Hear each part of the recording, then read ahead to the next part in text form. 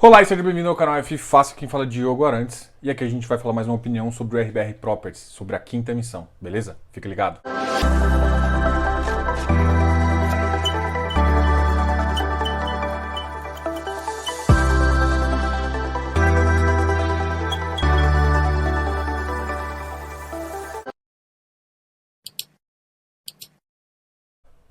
Beleza, então a gente vai falar um pouquinho sobre a quinta emissão. Lembrando a vocês que isso aqui é só uma opinião sobre o ativo, baseado exclusivamente na minuta e nos relatórios gerenciais apresentados pela gestão. Não é uma recomendação de entrada ou de saída. Eu sou o consultor e se caso você queira saber se é interessante ou não para o seu perfil, me contate aqui. Os contatos estão aqui embaixo e a gente pode fazer, beleza? Vamos deixar isso bem claro, porque inclusive a CVM está falando para a gente fazer isso. Beleza? Então deixando claro aqui é só uma opinião baseado exclusivamente na minuta. Bora, beleza.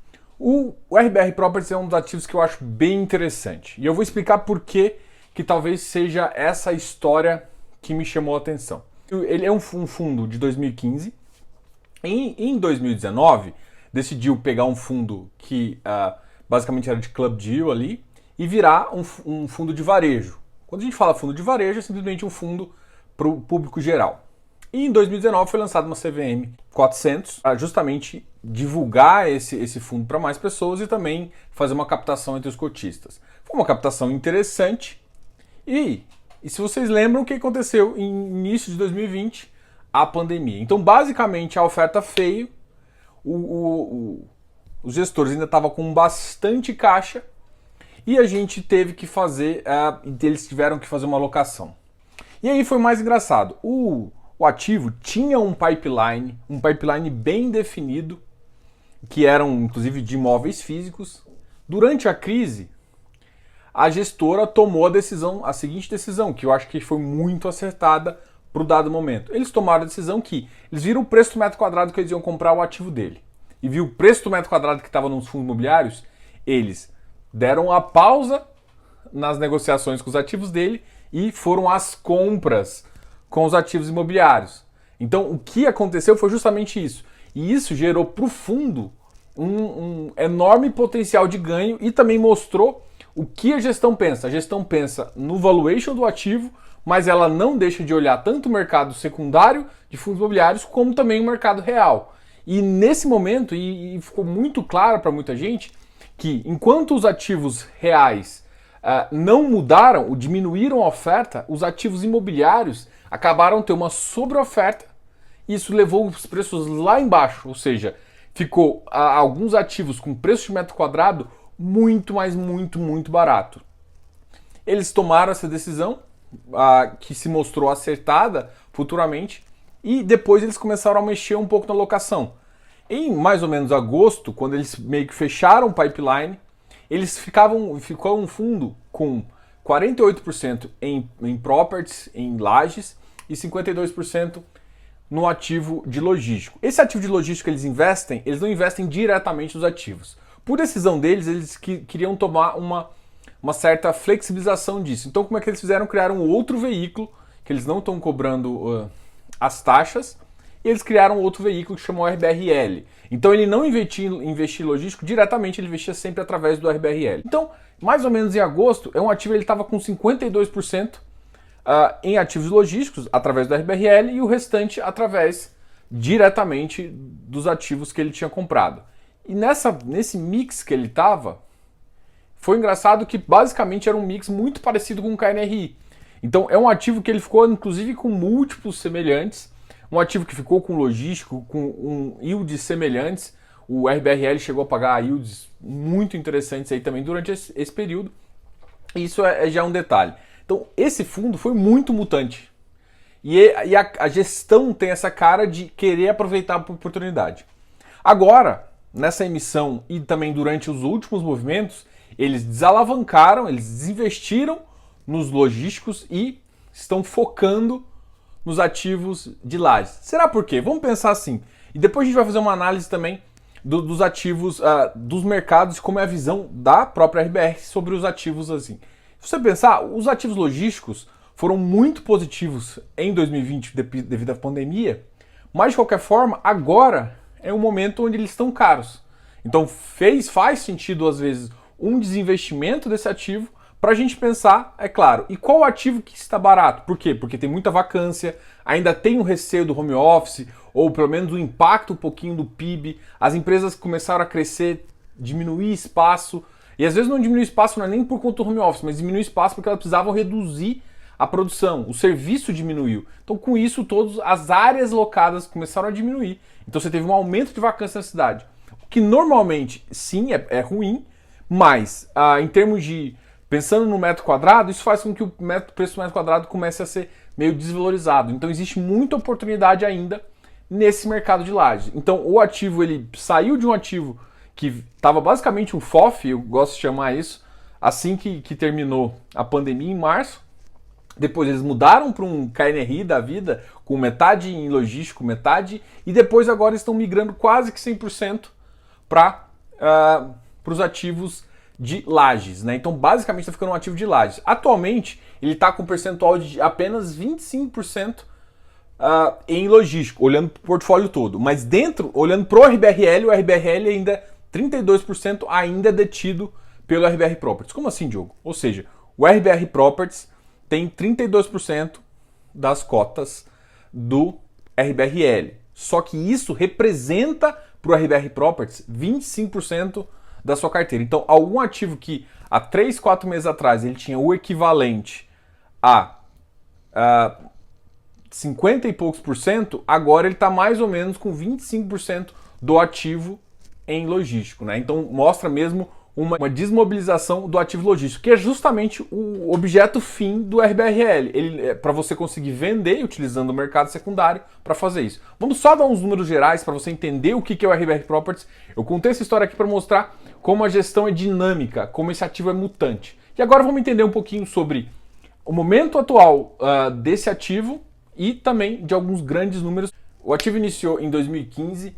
Em 2019, no final de 2019, em dezembro, ele fez a 4ª emissão e hoje ele tem 65 mil cotistas, o que para um fundo de um ano é muita coisa, e principalmente para um ativo de properties ligado também. Então ele teve um bom desempenho, ele prometeu um cap de mais ou menos 7,1 e teve um dado muito interessante. A parte da receita de gestão acabou não sendo convertida para gestor e reverteu para o fundo justamente para manter o objeto, o ganho que foi prometido no prospecto. Então isso mostra um pouco do alinhamento do time de gestão com o cotista, né? Isso realmente é um detalhe que a gente tem que levar em consideração e que mostra por que um fundo tão recente chegou a 65 mil cotistas. Além disso, hoje ele tem mais ou menos um valor patrimonial de cota de R$ 88,40 e 756 milhões de patrimônio líquido. A cota de hoje está entre 97 e 96, ou seja, você tem relativamente um pequeno ágio aí, e esse ágio justamente é mostrado pelas boas alocações e pela bela estratégia que o fundo acabou admitindo. Diogo, você está falando que só tem beleza no fundo? Não, é um fundo que, se você for olhar o portfólio, não é um portfólio prime, né? Muita gente está procurando um portfólio prime de lajes. Ele é um portfólio que sim, tem ativos muito bem localizados, mas também tem ativos, por exemplo, no Rio de Janeiro. A oferta agora vai vir de mais ou menos que 350 milhões. Desses 350 milhões, 220 milhões está dedicada ao River One, tá? É um ativo que eles já pagaram uma parcela e a segunda parcela seria com dinheiro dessa quinta oferta. A oferta veio com um valor de 88,27, que é um pouquinho abaixo. Não é uma gestora que está fazendo uma emissão abaixo do valor patrimonial. Basicamente o valor está em linha com o valor patrimonial do ativo, tá ok? A gente já fez até um artigo sobre a comparação entre o KNRI e o RBR Properties, que foi válida ali para agosto, setembro. Outubro ele já começou a desmontar um pouquinho da posição no RBRL e agora a gente está com uma cara toda diferença.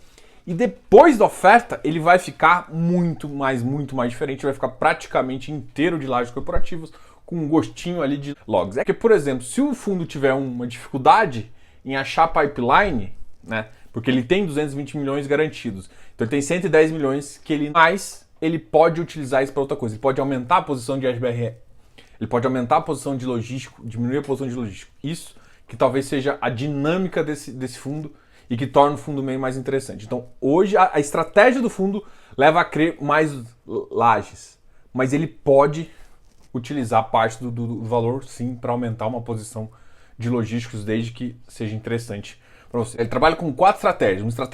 Uma estratégia que ele chama de core, uma estratégia tática. O core basicamente são os ativos que ele quer comprar. A tática é para momentos, para trades mais rápidos. E ele também pensa numa estratégia de liquidez, que é o caixa, e uma quarta estratégia que é desenvolvimento. Essa estratégia normalmente ele ocupa muito menos, mas ela dentro do regulamento pode ocupar até 30%. Ultimamente ela tem ocupado uma parcela muito baixa, pode ser que agora aumente. O RBR Properties tem 11 ativos, sendo 9 edifícios comerciais e 2 instituições. A maior parte dos ativos estão localizados próximo à Marginal Pinheiros, mas também tem Alphaville, menos de 1%, na Faria Lima, em torno de 15%, na Paulista, 14%, Santo Amaro, 4,2% e Vila Olímpia, 24%. Então, se for somar as regiões principais, ali, vamos colocar Vila Olímpia, Paulista e Faria Lima, dá mais ou menos 54% do fundo. Então, 54% do fundo é um fundo que tem um viés de uma bela localização e tenta, em outras localizações, pegar ainda o spread de uma melhora do mercado com uma melhora de vacância. A vacância histórica do fundo é baixa, está na caixa dos 7%, uma vacância física de 8%, uma vacância financeira de 7%. Agora vamos falar um pouquinho dessa quinta emissão. Então assim, a gente resumiu o que foi o fundo, como ele chegou aqui e também um pouco do operacional dele, explicando também como o fundo está organizado em termos de ativos, tá ok? Então agora a gente vai para a quinta emissão e na quinta emissão ele tá com PL de 766 milhões e agora está querendo chamar um capital de 350 milhões, ou seja, ele vai chegar a um fundo de 1 bi. E ele pode chegar aqueles 20% até 420 milhões, tá ok? O preço é 88,27, como eu falei, muito em linha com o VP. Vai ser o coordenador líder XP, e por que eu tô falando isso? Porque vai ser um rateio linear. Você lembra daquele rateio que a gente conversou com o André Bach, o rateio comunista, o rateio socialista, que é aquele que privilegia quem está embaixo e não quem pede muita cota? Ou seja, para evitar que as pessoas operem aí em rateio, em emissão. Vai ter direito a subscrição no fator mais ou menos de 46% e 36%. As datas, eu nem vou comentar aqui, qualquer coisa tem um artigo aqui embaixo que é mais fácil você ver as datas, mas é interessante comentar o seguinte, vai ter direito, depois vai ter sobras. Concomitante a isso, tá tendo oferta 400 do lado, ok? Isso é muito interessante. Além disso, o direito vai ser negociável por um período pequeno, então vai ter RBRP 12. Como eu já tinha comentado, 220 milhões é para o ativo River One, para aquisição de 100% desse ativo. Uma outra questão é que a gestora coloca como segunda opção que o restante do valor, ou seja, 110 milhões, é de uso discricionário, ou seja, ela ainda vai decidir. Aí uma das coisas que eu achei interessante foi justamente na viabilidade. Como eu sempre recomendo para vocês, é interessante que sempre lê o prospecto, você tem que ler o prospecto e além disso, ver a viabilidade, que é mais ou menos o que o gestor vê para o setor, se você acredita ou não, e o que ele promete, né? Não, ele não garante, ele promete que vai tentar um yield naquela faixa. Então é interessante você entender qual que é a visão e as perspectivas do gestor com base no prospecto. Antes do valor, ele tem mais 2 ativos-alvo, um na Paulista e um na Faria Lima. Com base, isso o yield on cost dá mais ou menos 7% no ano 1, 7,2% no ano 2, chegando no ano 5, 8,6%. Isso dá uma tira equivalente a 16,3%, pensando que você vai comprar e vender, e ele pensando na valorização do ativo, tá? Agora, vamos ver as premissas que o time de gestão está levando. Com o viés dele, ele já pensa assim, existe uma fase de crise, uma fase de transição, e agora a gente está numa fase de crescimento.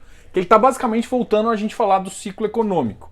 A grande questão é que o Covid mudou um pouco essa rota, podendo atrasar esse crescimento ou não, tá? Então isso vai depender de muitas medidas que a gente vai ter que fazer, medidas fiscais, econômicas, a gente sempre discute aqui, eu nem vou entrar no detalhe, beleza? Isso é muito importante para saber. Então ele já está vendo, o momento que ele tem de visão é num momento de crescimento. E aí a visão que ele tem para o corporativo, vamos falar de São Paulo. A expectativa de incremento no valor dos aluguéis, então ele já está falando assim, estou pensando que vai aumentar o valor do aluguel do metro quadrado. Faz todo sentido, isso é o que todo o mercado está pensando. O segmento corporativo de São Paulo é atualmente a principal tese de investimento do fundo, sendo que acreditamos que o valor dos imóveis comerciais ainda vão aumentar. Ou seja, ele está pensando em duas coisas. O preço do metro quadrado vai aumentar, ou seja, seu yield vai aumentar e vai valorizar o ativo. Por isso da TIR gordinha que ele está pensando.